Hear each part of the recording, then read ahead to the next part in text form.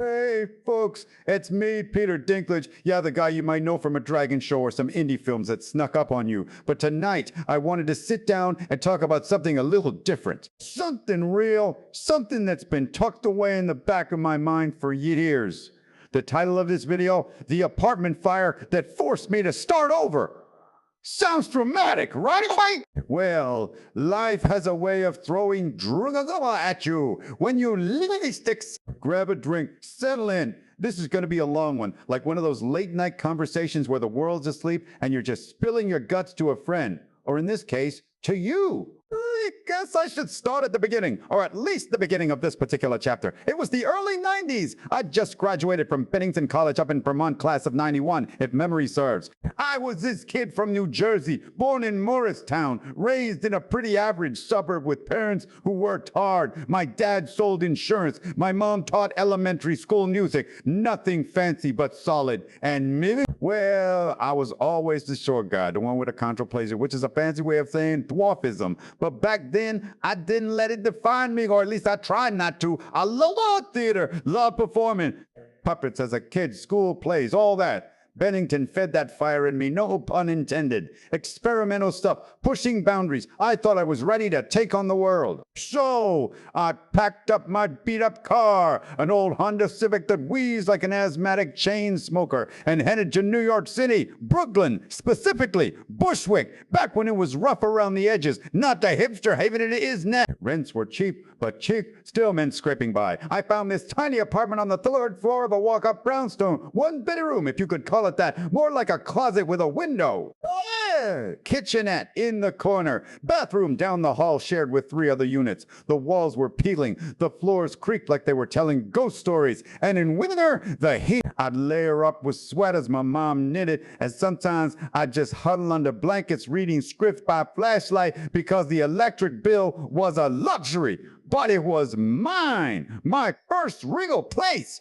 I filled it with junk that felt like treasures, a stack of plays, Shakespeare, Chekhov, some avant-garde stuff from college, posters from old movies tacked up with thumbtacks. A guitar I barely knew how to play, but I'd strum it late at night when the city noise died down. And books. God, the books, piles of them everywhere, dog-eared pages from Kerouac, Camus, all those existentialists who made me feel like my questions about life weren't so crazy. I had a band going too, called Wizzy, punk rock, raw and loud. We'd practice in basements, me on vocals, screaming about whatever pissed us off that week. It wasn't paying the bills though. For that I had a data entry job at this soul-sucking office in Manhattan, punching numbers into computers day in, day out. It was mindless, but it kept the lights on. Barely. Life was this grind, you know? Auditions during lunch breaks, rejections piling up like unpaid. I'd get called in for roles that were, let's just say, not what I dreamed of. Leprechauns, elves, the stereotypical crap. I'd turn them down every time. No thanks, I'd say, polite but firm. Inside, though, it stung. It made me question if I was cut out for this, but I kept at it. Small theater gigs here and there, off-Broadway stuff for $50 a show if I was lucky. Friends would crash on my floor, actors, musicians, dreamers like me. We'd smoke cigarettes out the fire escape, talk about making it big, lap off the hunger pangs. Then, one night, I think it was late fall, 92 or 93, the leaves were turning, but the air still had that sticky summer hangover. Everything changed. I'd come home from a long shift, band practice, running late. Exhausted, I crashed on the couch without even turning off the lamp. Woke up to this. Smell acrid, like burning plastic mixed with something sharper, more sinister. At first, I thought it was the neighbors cooking something weird again. But then the smoke alarm started blaring. That piercing wail that drills into your skull. I bolted up, heart pounding, and there was smoke seeping under the door, thick and gray, curling like fingers reaching for me. Panic hit like a freight train. What the hell? I muttered to myself, fumbling for my glasses. The room was hazy already, the air hot and choking. I grabbed a shirt, pressed it to my face, and yanked the door open. The hallway was a wall of black smoke, flames licking up from the floor below. Someone downstairs must have left a stove on or a cigarette. Who knows? In those old buildings, wiring was a joke. Everything flammable. Sirens wailed in the distance, faint at first, like a dream you can't quite wait for him. I shouted, "Fire! Get out!" But my voice cracked, swallowed by the roar. The heat was intense, waves of it pushing me back. I stumbled to the window, threw it open, gulped fresh air, or what passed for it in Brooklyn. Down below, people were spilling out onto the street, shadows in the night. Fire trucks screamed closer, lights flashing red and blue against the buildings. I didn't have time to grab much. My mind raced. Wallet, keys, scripts, but the smoke was thickening, eyes stinging, lungs burning. I snatched my backpack,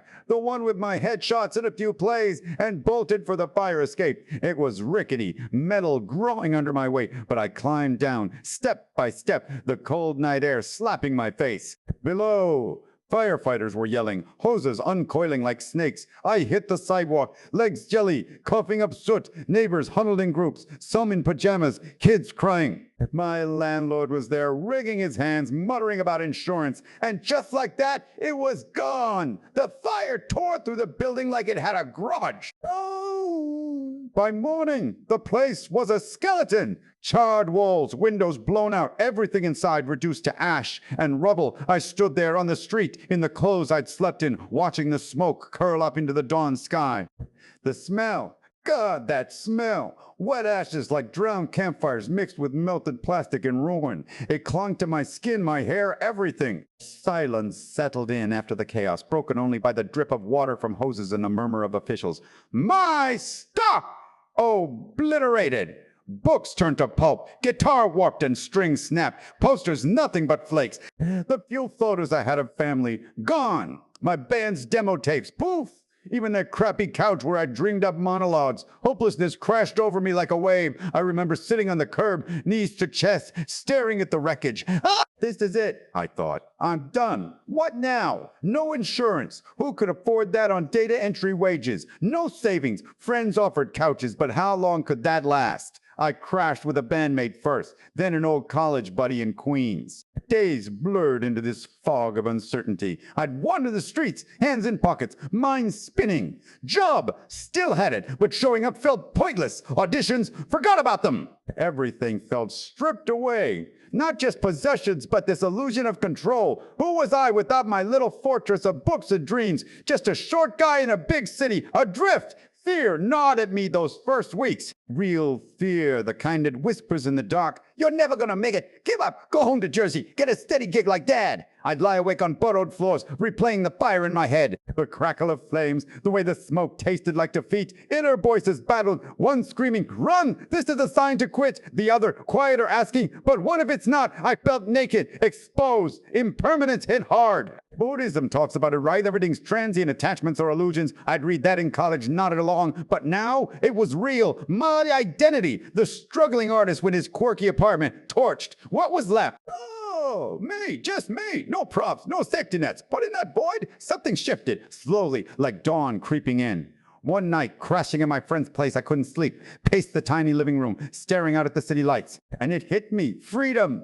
Weird, right? Everything gone meant nothing to lose. No more clinging to that data job out of fear. No more half-assing auditions because I had a backup. The fire burned away. The excuses. I thought about Camus, the absurd. Sisyphus pushing his rock. Life's meaningless until you choose to give it meaning. My stature, always a factor, but now it felt like just another detail, not the whole story. Identity isn't stuff. It's what you do with the ashes. Revelation came in bits. I started journaling. Scribbled on napkins at first, they on a cheap notebook. Wrote about the fear, the loss, but also this spark. What if this is the push? I'd ask myself, what does starting over mean starting for real? I quit the data job, walked in, told the boss, I'm out. Felt terrifying, exhilarating. I picked up odd jobs, waiting tables, dog walking, anything flexible, and acting. I dove in, auditions every day, no matter the rejection. Joined a theater troupe, did plays in basements for no pay, just to hone the craft. Refused the gimmick roles harder than ever. I'm an actor, not a sideshow. Rebirth wasn't overnight, months of scraping by, but clarity grew. I landed a small film role, Living in Oblivion, in '95. Steve Buscemi directing, me as Tito, this frustrated dwarf actor ranting about stereotypes. Meta as hell, but it felt right. Cathartic. From there, momentum built. Theater gigs, more films. The band fizzled, but that was okay. Acting became the fire, the ring. Life has to burn everything away sometimes. Strip you to the bone before you see what matters. Not the stuff, not the comfort, the drive inside, the stories you tell, the connections you make. Impermanence teaches you to hold lightly but chase fiercely. Identity, it's fluid, rebuilt from ruins. Starting again isn't failure, it's the purest form of living. Thanks for listening, folks. If you've been through your own fires, literal or not, know this: the ashes fertilize new growth. See you next time.